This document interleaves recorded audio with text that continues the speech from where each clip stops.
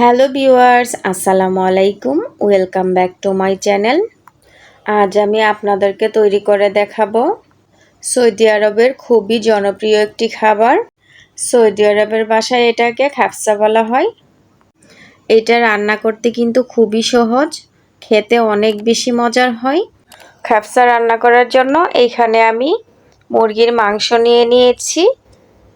একটা মুরগিকে আমি 4 পিস করে নিয়েছি রোস্টের মতো করে। এটা কিন্তু আস্ত মুরগি দিয়েও রান্না করা যায়।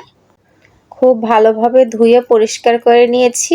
এখন এখানে আমি 1 চামচ লবণ আর 1 চামচ লেবুর রস দিয়ে খুব ভালোভাবে মাখিয়ে নিব এবং এগুলোকে আমি আধা ঘন্টার জন্য রেস্টে রেখে দিব। আর এইদিকে আমি পোলাওর চাল নিয়ে নিয়েছি, চিনি গুঁড়া পোলাওর চাল 2 কাপ পরিমাণের। এটা কিন্তু মূলত বাসমতি রাইস দিয়ে রান্না করা হয়। আমার বাসায় যেহেতু বাসমতি রাইস নাই, সেই জন্য আমি চিনি গুঁড়া পোলাওর চাল নিয়ে নিয়েছি।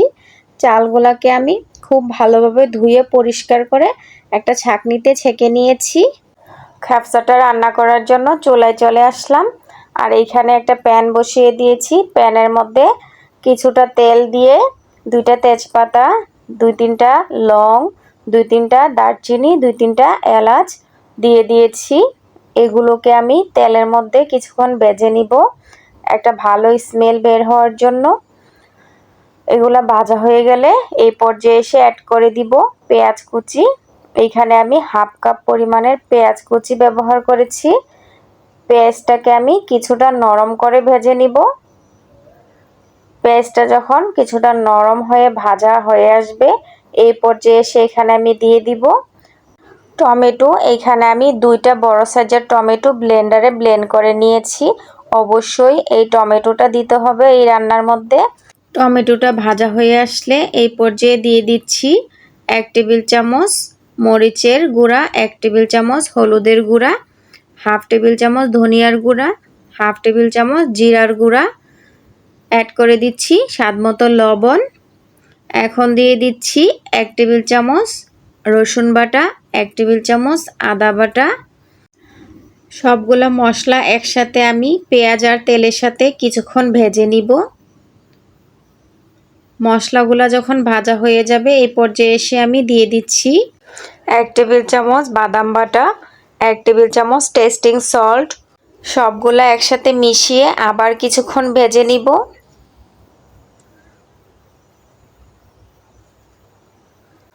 এখন দিয়ে দিচ্ছি 7-8টা আস্ত কাঁচামরিচ।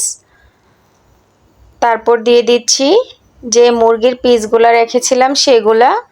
এগুলা দিয়ে দেওয়ার পর মশলার সাথে খুব ভালোভাবে কিছুক্ষণ সময় ধরে নেড়েচেড়ে মিশিয়ে নিতে হবে।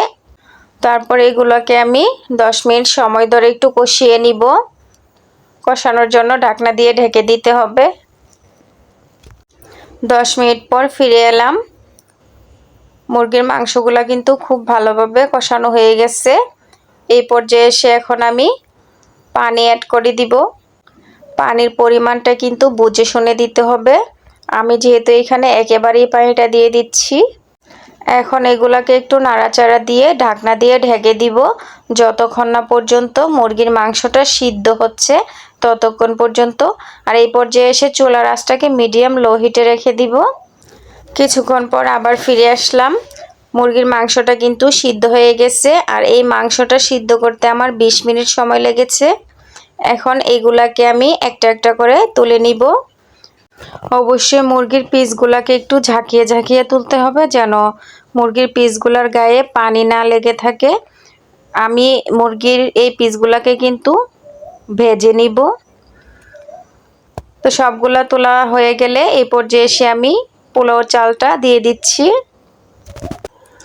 পোলাও চালটা দিয়ে দেওয়ার পর এখন খুব ভালোভাবে নেড়েচেড়ে মিশিয়ে নিব। আমার মনে হচ্ছে যে পানির পরিমাণটা ঠিকই আছে, আর এক্সট্রা কোনো পানি দিতে হবে না। আমি একেবারেই কিন্তু পানি দিয়ে দিয়েছিলাম।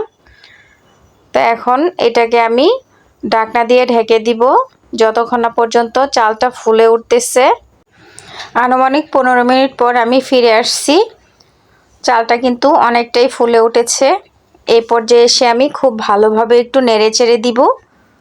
আর এই নাড়াচাড়া দেওয়াটা কিন্তু একটু ইম্পর্টেন্ট, যেন নিচ দিয়ে না লেগে যায়, সেভাবে চুলার আঁচটাকে রেখে নাড়াচাড়া দিতে হবে। আমি এখন আবার ঢাকনা দিয়ে ঢেকে দিব আর এটাকে দমে রেখে দিব 20 মিনিটের জন্য। 20 মিনিট পর আপনাদেরকে দেখাচ্ছি যে পোলাও রান্নাটা কত সুন্দর হয়েছে। এই যে দেখতে পাচ্ছেন একেবারেই ঝরঝরা হয়ে গেছে, পানির পরিমাণটাও একেবারে পারফেক্ট ছিল। আর এদিকে অন্য চুলায় বসিয়ে দিয়েছি আরেকটা প্যান।